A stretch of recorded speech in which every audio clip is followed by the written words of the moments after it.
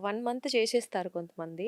After that మళ్ళీ sugar మళ్ళీ fluctuations కరెక్ట్‌గా గురవుతూ అడిగారు. ఉంటారు. ఎగ్జాక్ట్‌లీ. ఇప్పుడు ఈ 1 మంత్‌లో వాడినటువంటి ఫార్ములా ఏదైతే ఉందో, ఏది మెడికేషన్స్ గావచ్చు, లేకపోతే ఇన్సులిన్ గావచ్చు, ఆ డోసెస్ ఎప్పుడు ఎంత ఎలా అడ్జస్ట్ చేసుకోవాలి ఇవన్నీ మళ్ళీ అయిపోయిన వెంటనే మళ్ళీ మనం పాటించడానికి ఉండదు.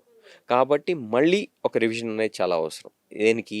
మొత్తం మెడికేషన్ రెజీమ్ దగ్గర నుంచి అసలు బ్లడ్ షుగర్ లెవెల్ కంట్రోల్ ఎలా ఉంది దగ్గర నుంచి వీటన్నిటిని మళ్ళీ రివ్యూ చేసుకోవాల్సినటువంటి అవసరం ఉంటుంది. మంచి ప్రశ్న అడిగారు. కాబట్టి కేవలం రమదాన్ అప్పుడు వాడినటువంటి మందులు మనకు సెట్ అయినాయి కదా!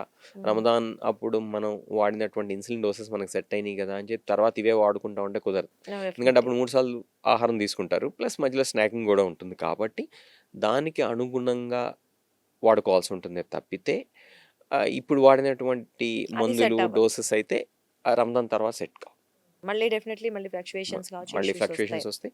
మళ్ళీ డాక్టర్‌ని సంప్రదించి దానికి అనుగుణంగా డోసెస్ అడ్జస్ట్ చేసుకుంటామో, లేకపోతే అవసరమైతే కంప్లీట్ ఇన్సులిన్ రెజీమ్ మారవటమో, లేకపోతే వాడేటువంటి టాబ్లెట్స్ మారవటమో చేసుకోవాల్సినటువంటి అవసరం ఉంటుంది.